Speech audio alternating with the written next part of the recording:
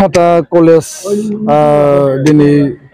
गिबि खेबनि थाखाय बे कलेजाव आगान होनो मोननानै दुलाराय बर' फरायसा आफादनि जोङो जि टीम दङ जोबोरैनो गोग्गानाय आरो गोजोननाय जोङो मोनदों। थांनाय 2020 मायथाइनि 27 जानुवारि बर' पिस एकर्ड बा बिटिआर एग्रिमेन्टनि गेजेरजों 6.3 जि मोनसे दफा दङमोन बे दफानि आधाराव आसाम सरकार आरो बिटिआर काउन्सिल मोनसे जयन्ट एफर्टनि गेजेरजों आरो दुलाराय बर' फरायसा आफादनि दाबि आरो बे एकर्डआ जिहेतु एबसु आरो एनडिबि इउबिपिअनि गेजेराव जालांदोंमोन बे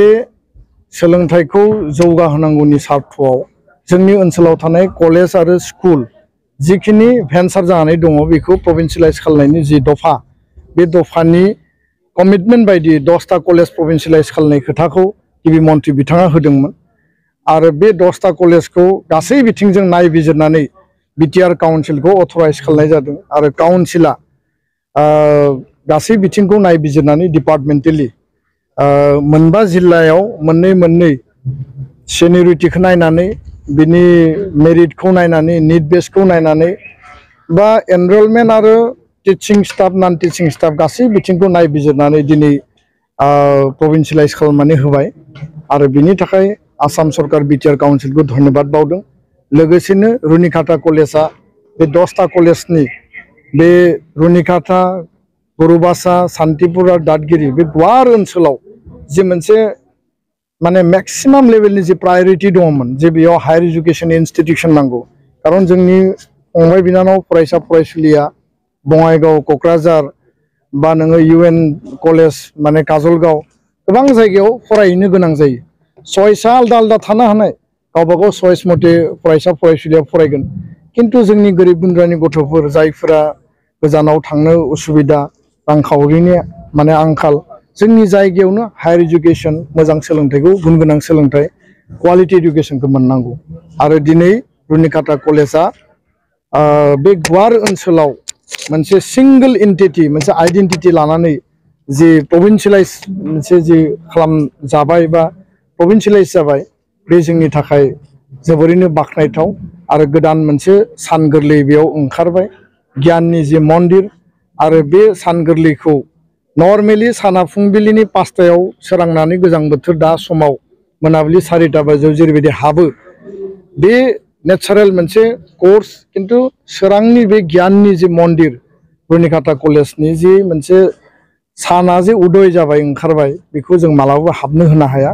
आरो बेयाव जोंनि गासै बे ओनसोलनि फंबाय बिनानाव फरायसा फरायसुलिया सोलोंथाइ लानायनि गेजेरजों गावनि जिउखौ दागोन गावनि जिउनि थांखियाव सहैगोन आरो साफा साफा सुबुं धोन हिउमेन रिसोर्स हिसाबै गावखौ गायसननो थाखाय साख्रि बाख्रिनि बेलायावनो होन समाजाव लिडारशिप होनायनि बेलायावनो होन गुबुन गुबुन फिल्डआव रुनिखाता ओनसोलनिफ्राय आसाम नाङै गुबुन गुबुन जायगायाव लिडारशिप लाहैनांगौ बा जोङो इमप्लयमेन्ट आरो माने एंगेजमेन्टनि जि बेला बे लेभेलाव जोङो जायगा आवग्रिहैनांगौ होमब्लासो जोंनि फंबाय बिनानाव फरायसा फरायसुलिया गावनि जिउनि थांखिखौ जाफुंसार होनो हागोन। दा बेखायनो बिथांमोना दिनै कलेज प्रभिन्सियेलाइज जानायनि उनाव मोनसे हाबाफारि लादों आरो बे हाबाफारियाव बैसोगोरा गुबुन गुबुन हारिनि बर' हारिनि दैदेनगिरि बिबानगिरि एबसुनि चिरां जिल्लानि आफादगिरि गाहाय नेहाथारि एबसुनि गाहाय नेहाथारि खनेन्द्र बसुमतारी आरो गोबां दैदेनगिरिफ्रा बाहागो लादों आरो बेयाव जायगानि हिसाबै जिबिनि चेयारमेन हिसाबै डक्टर सांग्रां ब्रह्म बिथाङा जि मोनसे डायनेमिक लिडारशिप लादों थारैनो बाख्नायनांगोन आरो बिनि कलेजनि प्रिन्सिपाल डक्टर बिजित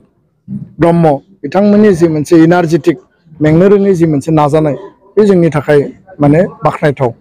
गोजोननाय मोनदों आरो उननि समाव बे कलेजखौ मोनसे परिकल्पनानि गेजेरजों मोनसे प्लेनिंनि गेजेरजों बेयाव साइन्स टीम थिसननाय डिपार्टमेन्ट गोदान थिसननाय आरो प्रफेसार एपइन्टमेन्ट होनाय गुबुन गुबुन जिखिनि स्किल आरो भकेशनेल कर्सेसफोर दङ बेखौ मोनसे बे साहा ओनसोलाव इन्ड' भुटान बर्डारनि खाथि बे जायगायाव मोनसे स्टेट लेभेल आरो नेशनेल लेभेलनि मोनसे सेन्टार अफ एक्सेलेन्स हिसाबै ग्र' खालामनानै जोंनि फरायसा फरायसुलिफ्रा जाहाथे बेनिफिट मोनो बेनो बे ओनसोलनि रायजो राजानि आरो एबसुनि मोनसे उद्देश्य आरो बे उद्देश्यखौ जोङो बयबो खौसेयैनो नाजानांगोन आरो खौसेयै नाजायोब्ला खुनु माने खामानियानो बेयाव गोब्राब नङा आं बेखौ फोथायो। एकरनि 6.3 दफा बायदि भेन्सार गुदि फरायसालिनि जे फरायसालि बेखौ बिबो माने गभर्नमेन्ट जासिगोन होननानै क्राइटेरिया गैयै गुदि फरायसालिफोरनिफ्राय क्राइटेरिया बानायनायनि नेमाव भेन्सार एसोसिएशननि बिबानगिरि बिथांमोना लाख लाख थाखा लानानै दालालि खालामगासिनो दं सार बेनि सायाव मा बुंगोन बे इनफरमेशनखौ आं दासिमबो मोनाखै जोंनि एलपि एसोसिएशन एमइ स्कुल बा एलिमेन्टारि आरो सेकेन्डारि बिथांमोना जोंखौ गोबां खेब लोगो हमदों जोंजों सावरायदों दा बिथांमोननियाव मा सोलिदों मा सोलियाखै जों मिथिया जोंनि स्पिरिट जोंनि सिन्ताया जाबाय एकर्डनि दफा बायदियै आसाम सरकारा स्कुल प्रभिन्सियेलाइज खालामनांगौ बर' मिडियाम एसामिस मिडियाम जि मिडियामानो जायामोन बिटिआरआव गासिबो मिडियामा प्रभिन्सियेलाइज जानांगौ आरो आउटसाइड बिटिआर आउटसाइड बड'लेण्ड बर' मिडियामा प्रभिन्सियेलाइज जानांगौ बेनि थाखाय थांनाय जि जुथुमना गिबि मन्थ्रिजों बेयाव मोनसे माइनट्स तयार खालामनाय जादों जेराव हायार सेकेन्डारि बा जुनियर कलेज सिनियर सेकेन्डारि आरो हाई स्कुल लेभेलसिम प्रभिन्सियेलाइजेसननि मोनसे बेयाव हिसाब होनाय जादों बे हिसाबा जागायजेननाय दा जेरैबायदि 10टाया जाबाय एनादार 16टाया जानांगोन कलेजनि बेलायाव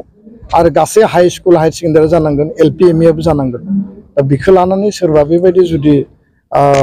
माने बायदिसिना थासारि बायदिसिना जुदि मावनाङै खालामनाङै खामानिखौ मावदोंब्ला बे मोजां नङा आरो बिनि सायाव जों मिथिनो नाजागोन आरो बिनि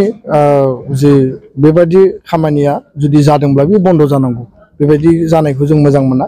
खारन कुनु थाखा फैसा गैयाबासिनो थाइसेबो खरस गैयाबासिनो माने फ्रि एन्ड फेयार स्कुल आरो कलेज प्रभिन्सियेलाइजेसना जानांगौ आरो कलेजनि बेलायावबो जेरैबायदि खोथा जेरैबायदि एकर्डनि दफा ओरैबायदि बेयाव मावफुंनाया जादों बेयाव थाखा फैसानि कुनु बाथ्रा फैयाखै आरो बेखायनो एसोसिएशन कमिटिया दानो हानाय खामानि मावनायनि थाखाय डाटा तथ्य नांगौ किन्तु बेयाव जाहाथे बेबायदि कुनु सोलिया आरो सोलिदोंना सोलियाखै जोङो मिथियाखै निश्चय जों बेखौ तदन्त खालामगोन गोजोन्थों।